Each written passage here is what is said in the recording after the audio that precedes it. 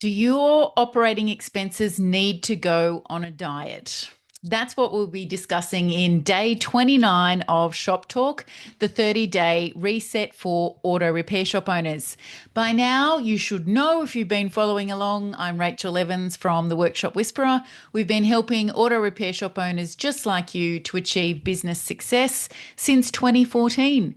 But if you're brand new here and this is the first one of these videos that you're catching, you've got 28 days of free business coaching from what is one of the world's most successful auto repair shop specific business coaches.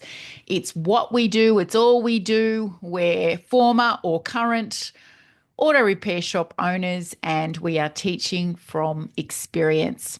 Today, I want to talk to you about one of our Workshop Whisperer benchmarks, which is for operating expenses. Now, a couple of years ago, during the height of the pandemic, if I can take your minds back to that trauma, everyone's operating expenses had to go on a diet because the income and the cash flow simply wasn't there to fund what in a lot of cases was actually largesse or excess. We'd all got very, very complacent with throwing money out the door, basically, for expenses that were probably quite unnecessary because we'd never in our lifetime, and certainly during our business ownership, had to go through such an extreme period and such a rapid period of revenue loss.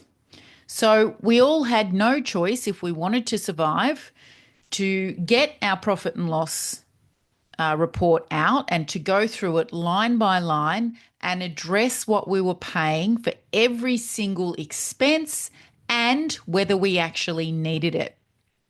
Now, those of you that came to the Workshop Whisperer at that time, we would have had you go through a three-step process for culling expenses. It was almost like the fallback lines, three fallback lines for if things didn't improve, a three-stage approach to cull right back to what was, in many cases, just the minimal viable options for expenses.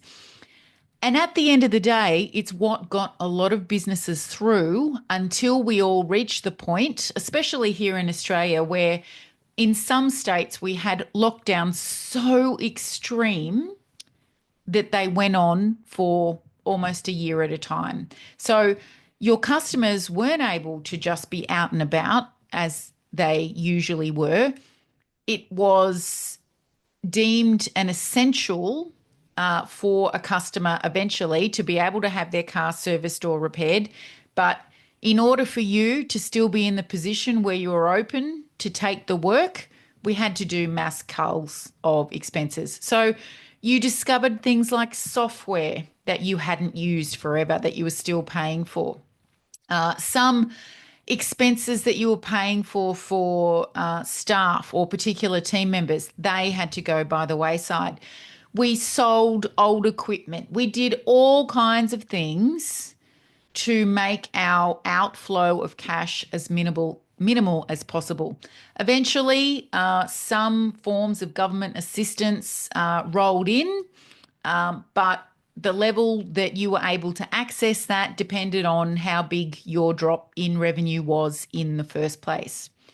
But what happened after that, when the states opened up, the world opened up again, and there was a bit of a boom. There was certainly a housing boom, but we all spent so much money that we'd stored up personally, thanks to government incentives and not traveling anywhere and not being able to go and spend money on the things that we used to.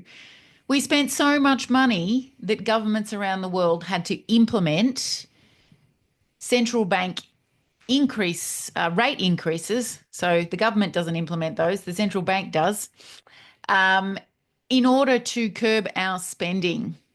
And during the period before those interest rate rises occurred, we too, in the auto repair shop world in the aftermarket started to take in more cash and felt a bit more relaxed about expenditure again. And that's why we found in the 12 months to me recording this particular video that after 13 interest rate rises in Australia, and it was similar all around the world, and mum and dad drivers and owners of vehicles that need servicing and repairing felt the pinch and slowed down their return rate to your auto repair shop, we found auto repair shop owners were really starting to struggle again.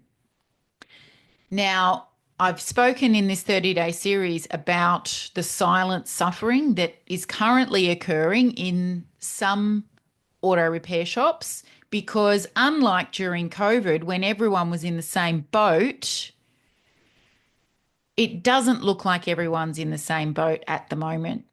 But the boat that many don't realise they're all rowing in is that expenses might have got a little bit out of control again. And this video is to spark you or trigger you to go back to your P&L and once again review line by line what you're paying for and how much you're paying for it. And can you get the same quality for less price, still using reputable brands? Do you even need it? Or do you need it in the amount that you are currently purchasing it?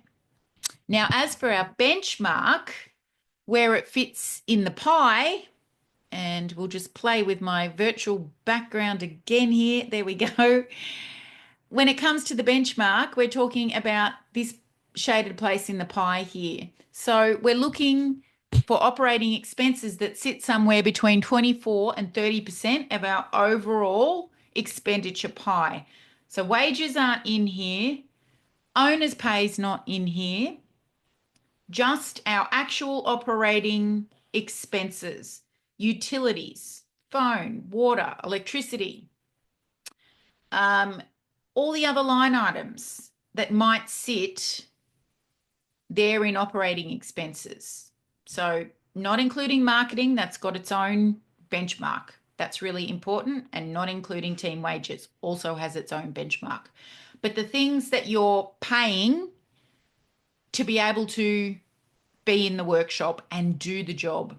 So our software, you might have motor vehicle expenses like insurance and the cost of fuel.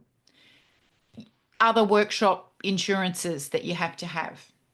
You might own the building and have to take out the building insurance policy as well. All of that are your operating expenses. You might have fuel cards for team members. You might have phone bills for team members. All of that is in your operating expenses. So what we're looking for here is where, after the pandemic finished and life returned to normal and there was a bit of a boom, where did you potentially let things run away from you again that warrant now, we're at the start of a year, you doing a little bit of a cull, at least do the revision to understand if you've got excess spending again, and let's knuckle down on anything that can be reduced without quality or output being reduced or brand degradation being reduced. Anything that's actually just completely not necessary, or anything that could be stopped or paused for a period of time so you can see if you need it because you're not sure. Let's do that today and see if we can't automatically put a 5-figure sum, at least a high 4-figure sum, back into our cash flow pool every month, starting from this month. That's day 29 of Shop Talk. I'll be back with you tomorrow for day 30, bit of a party. And if you are new to the channel, please subscribe and like this video as well. Have a great day.